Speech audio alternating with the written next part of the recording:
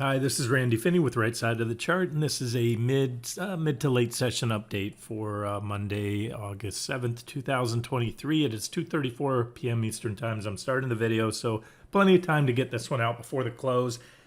I'm just going to tell you now, there's not a lot of new developments that I'm going to cover in here that I haven't covered either in Friday's videos and updates I got out to you then, as well as the charts I got out to you this morning on the 60-minute charts of the indexes. So I wanted to just talk on those a little bit more if you're interested in highlight again, the core things that I'm watching right now. So this is not an all-inclusive video, just I think what the important things are, including where the opportunities are to make money right now. So this is the 30-year. I have TYX, 30-year Treasury bond yield.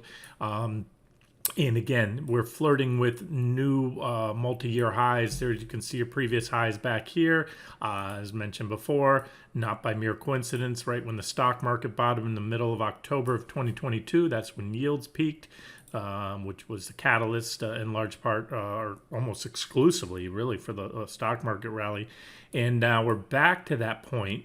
Yet the stock market's a whole lot higher. And so as I've been predicting, this will start to become an issue for the stock market. And I believe increasingly, and maybe sooner than later, if we do break out. So remember, we're back to where we were. So this whole period, as the market's been I guess getting used to, and everything, the consensus, what I read is it shows the economy is so resilient. There was just so much strength leading into the correction, if you want to call it, off the 2021 highs into the 2022 highs, January. This is when the stock market peaked back here.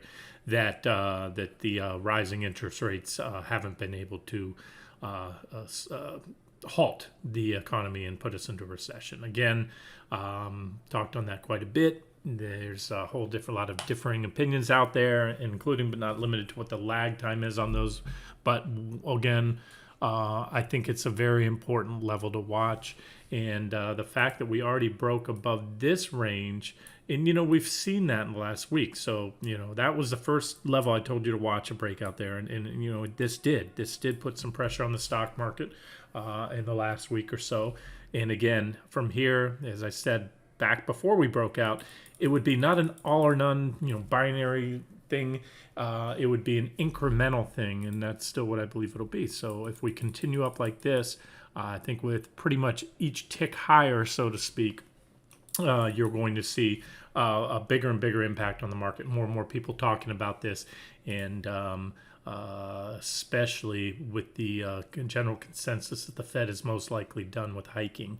Remember, the Fed does not control the long end of the yield curve.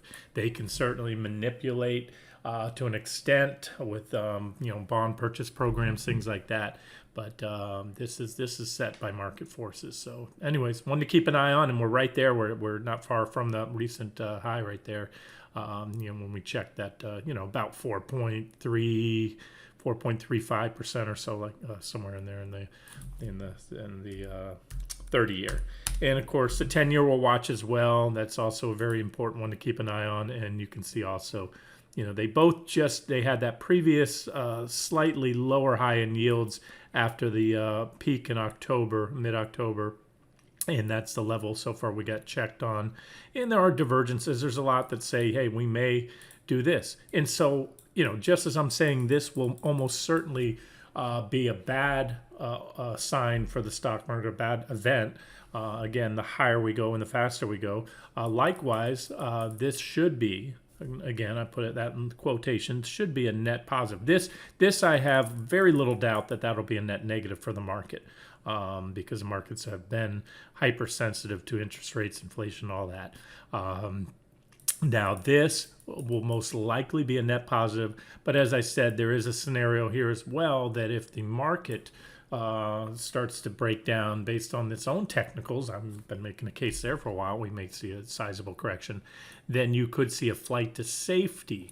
and that means institutional investors and individuals, they run to buy treasury bonds for safety. They sell stocks and move into bonds, and when you buy something, you buy a bond, the bond price goes up, more buying pressure, which has an inverse effect on yields. Yields go down. So that's that. And I'm not trying to give you wishy-washy scenarios, just trying to say it's not black and white.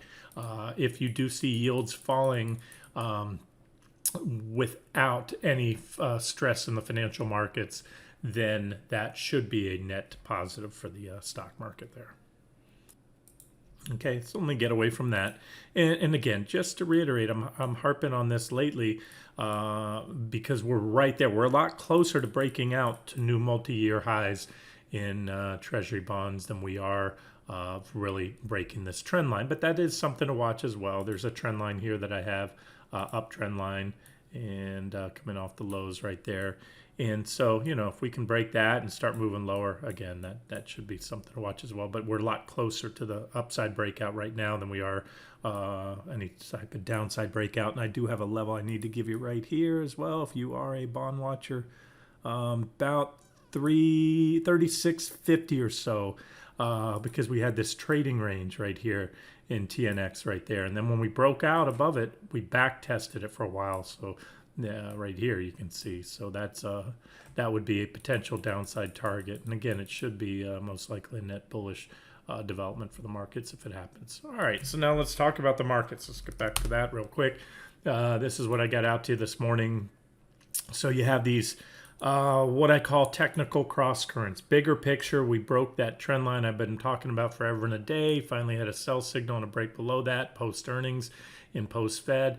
So earnings are out of the way, and we're still below that trend line. So this is a net negative. That is a bearish technical event unless this breakdown fails, meaning we come back up, clearly take out, as I said recently, this downtrend line, as well as regain solidly, move back above the uptrend line.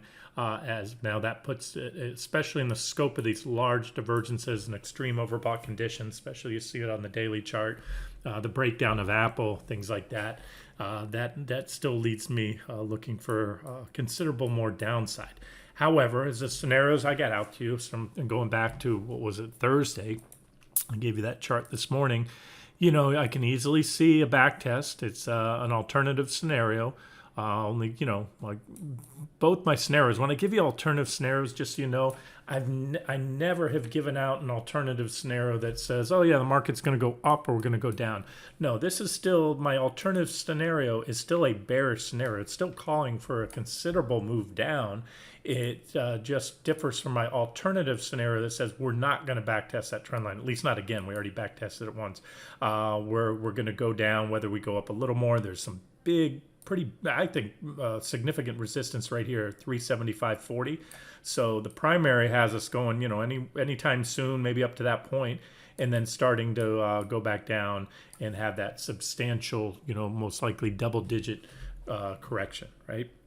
And so the alternative is just more of a micro near-term bullish, but still intermediate term bearish scenario.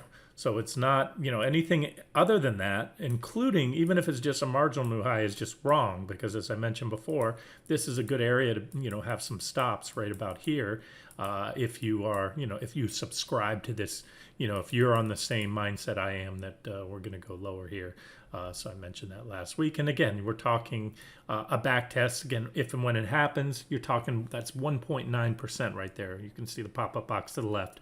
So we're not talking a big move relative, again, to the downside potential, which can be, in my opinion, easily at least, 7%, and quite likely, well into the double digits there. So, all right. So I just want to make that clear that, alternative arrows and scenarios are really all going to the same place. It's just how are we going to get there? What are the zigs and the initial zigs and zags?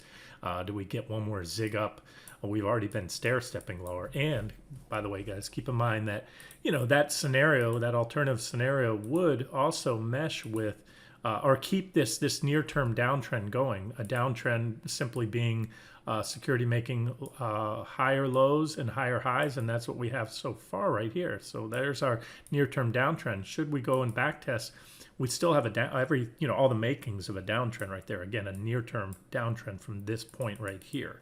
This is your intermediate trend right here off the early 2022 lows, 2023 lows, or October in the S&P.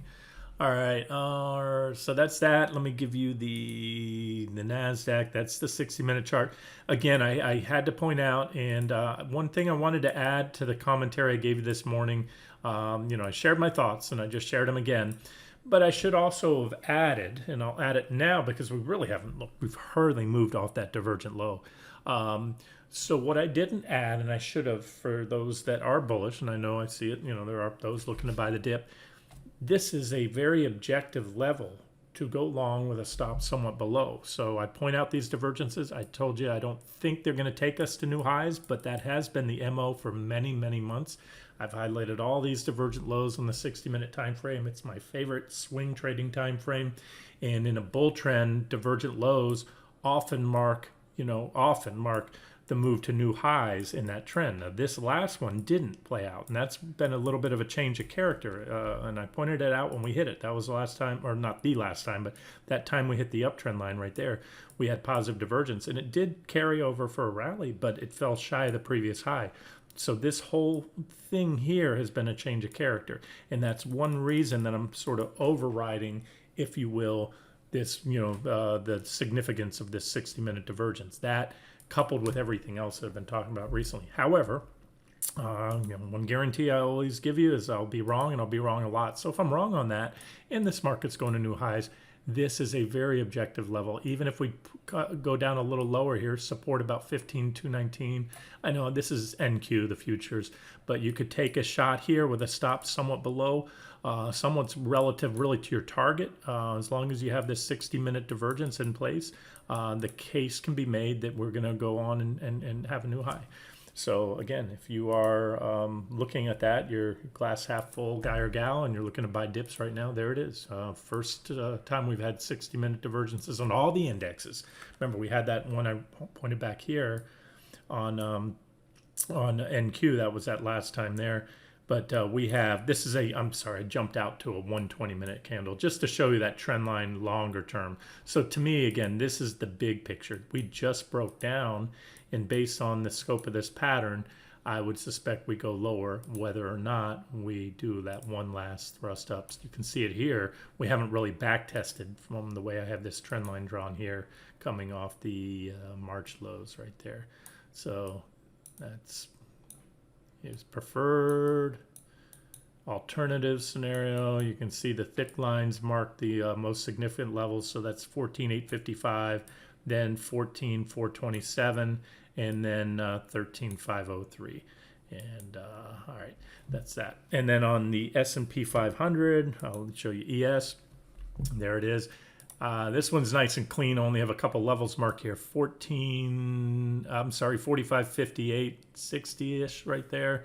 And then look at that big support right there. And we just hit that support. So again, we hit it with positive divergence. This is the first time in a while I've had divergence, not just on the Nasdaq, but I have it on, and I like to see this as well, usually to position long. Yeah, I see it on QQQ as well as SPY and ES and NQ. So I have it on both the futures and the ETFs. Sometimes you get one or the other. And again, so at the end of the day, and I know I probably sound like I'm beating a dead horse here, this to me, and there's your downtrend line, this is the most bullish setup that I've seen in the S&P 500, in the stock market in quite a while. You're at, look, perfect support. That was good support. I had that there before. We hit it to the button. We bounced. And so by all means, the bulls should be stepping in here. Now, the thing is, if they don't, then that's very bearish. It shows me that there's been a shift in the whole supply-demand dynamics. In other words, there's now more sellers lurking in the shadows than there are wannabe buyers. And so if this bullish setup fails, then that's going to be quite bearish. But again, I wanted to reiterate. Now look, It may not, and it may play out and we go to back test. And that's a good near-term trade. Even if we just did a simple back test, it could be several percentage points there on depending on if and when we back test. You have resistance right here. So again, I'm throwing it out there as, if you think we're going to bounce, especially if you think we're going to new highs, this would be a great time to buy with a stop somewhat below there. I kind of think this thing's going to fall apart. And just as it starts to look good and the dip buyers feel a little more comfortable coming in, because remember, they've been burned lately. I told you, just showed you on the Nasdaq 100 that we've had that divergent low and we've been stair-stepping lower. So, after a while, when dip buyers start to buy dips and they realize, it's not working, you then start to, after a while, you see them coming in with less and less vigor, and finally they start throwing in the towel, especially those that have been buying on that initial dip there, bought that dip, buying. If we go down and take out this low, this is what I said this morning. This is the next sell signal, whether we bounce or not. That's what I said in that post. Whether we go on and bounce, whether we go up to 45, 60, or we back test the trend line or not. Either way, this is going to be a pretty powerful sell signal in the S&P 500, and that's again about 4,500 right there. That should take us quite a bit lower. So that's it. Enough on the equity markets, other than just to show you. I already showed you QQQ, and this was SPY. This is that divergence. I said you can see it as well on the 60-minute chart of SPY. So it shows through right now quite a bit on all these the big, what I call the big index ETFs and futures. Those are the two I watch closely, the Nasdaq 100 and the S&P 500. I just don't have a very strong conviction on the small caps right now or the mid caps, so that's why I'm focused on these guys. Let me show you the rest of the stuff. Last week, I believe it was in Friday's video, I told you that I favored UNG over crude oil right now for an energy trade. And this is at level. This is a big level to me, about 740. So UNG is now rallied up. We're having a good day. It's up about 5.6%. UNG, of course, the natural gas ETN, had this little wedge type pattern, breakout backtest. But we've been in this range. This is again, I'm just going to highlight these levels. Boom. We have one little false break there and a false break there, but we've had enough reactions, especially recently. All these recent reactions. I always put a higher weighting on more recent reactions than those in the past. And so if we can pop this, that should really ignite natural gas and give us a decent run. And so on the daily chart, for forever now, talked about it. We're not really taking off. We're in what I believe to be a likely basing pattern right here. We're coming off our divergent lows, so the technicals are there. If natural gas can just break out of that range, and again, it's about 745, 750. And then these were the targets I gave you a while ago. I'm going to put in the divergent low over here somewhere. T1 hit, T2. Next target T3, and I'll most likely add additional targets if and when we start to get some upside traction. So still liking that one. And then let's not forget USO. This is what I've been saying. If the things that are there's a lot of stuff that can put the brakes on this stock market rally. One of them, watch closely, is the employment data rolling over.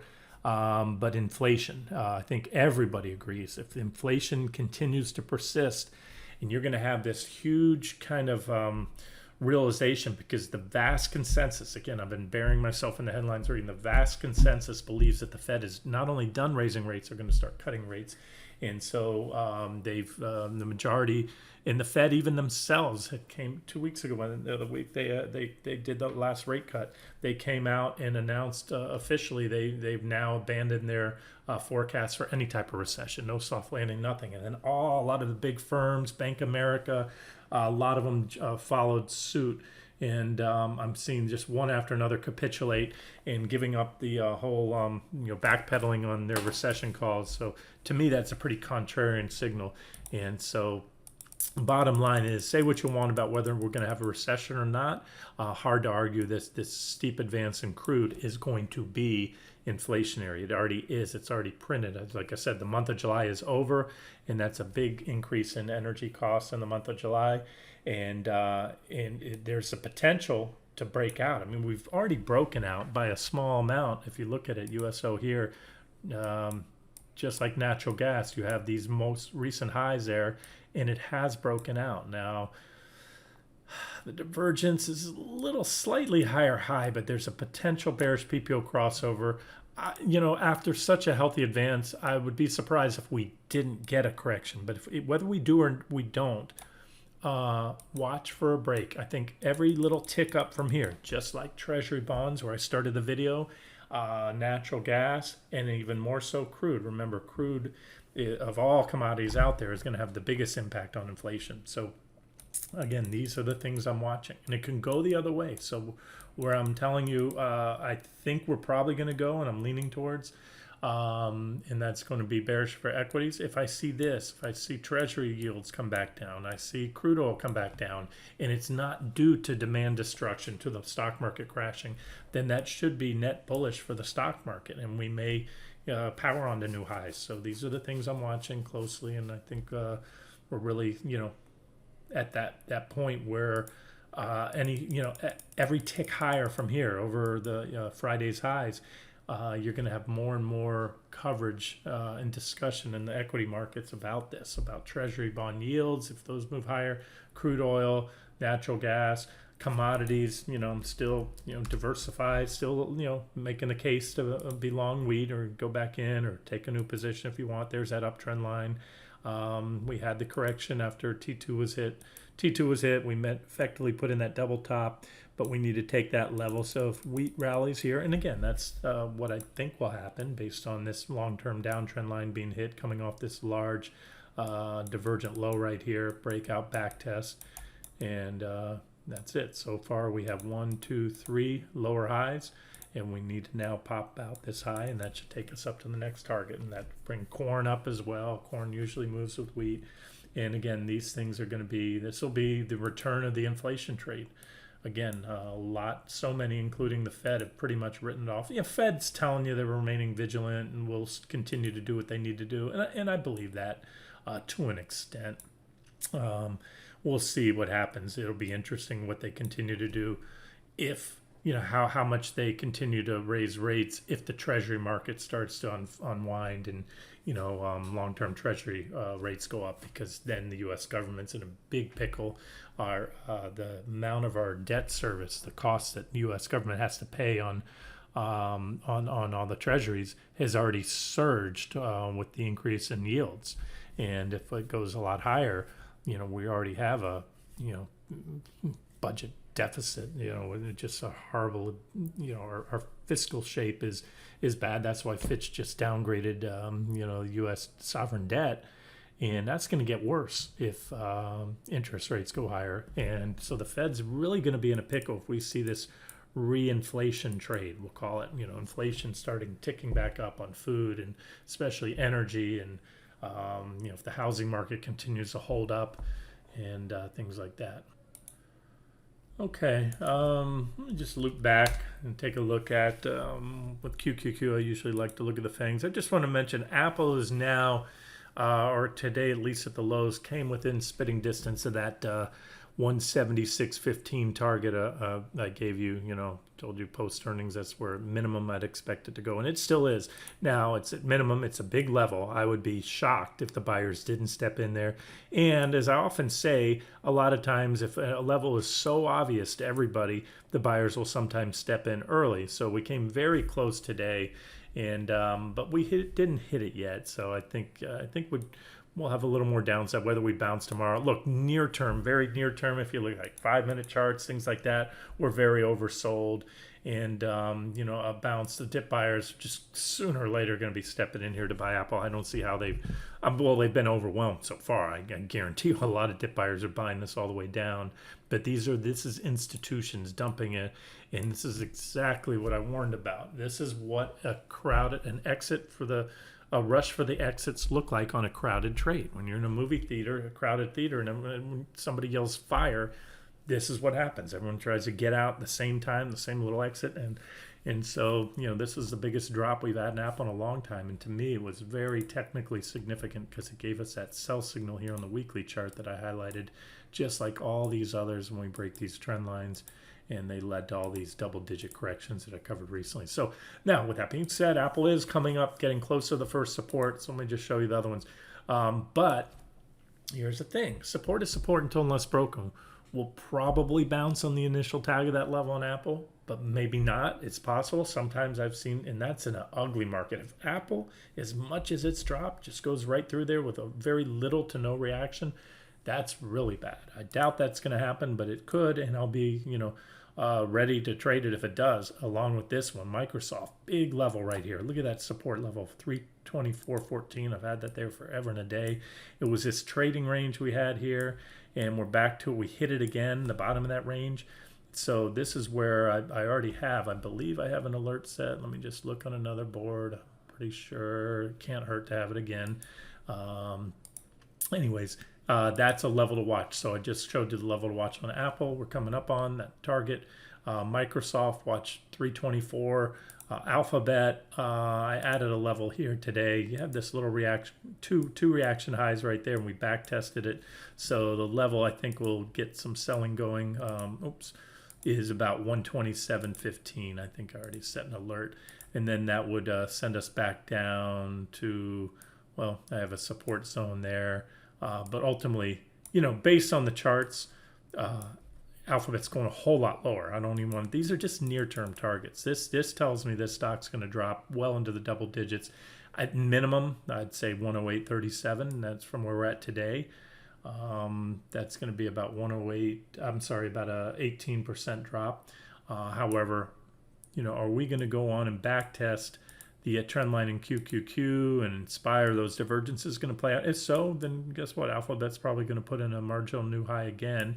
And we'll still very much have these divergences and then go on to break down and start heading down to those levels. Amazon, same thing. All these, the charts really haven't changed. The divergences that we had, or those that we didn't have, we have even larger divergence now. So you just have to, get back down below here. There's a potential for an island cluster top if we gap down anytime soon in Amazon, because you have a big old gap on this side. And if you gap down, whether this island cluster gets bigger, you need to have the cluster of candles there.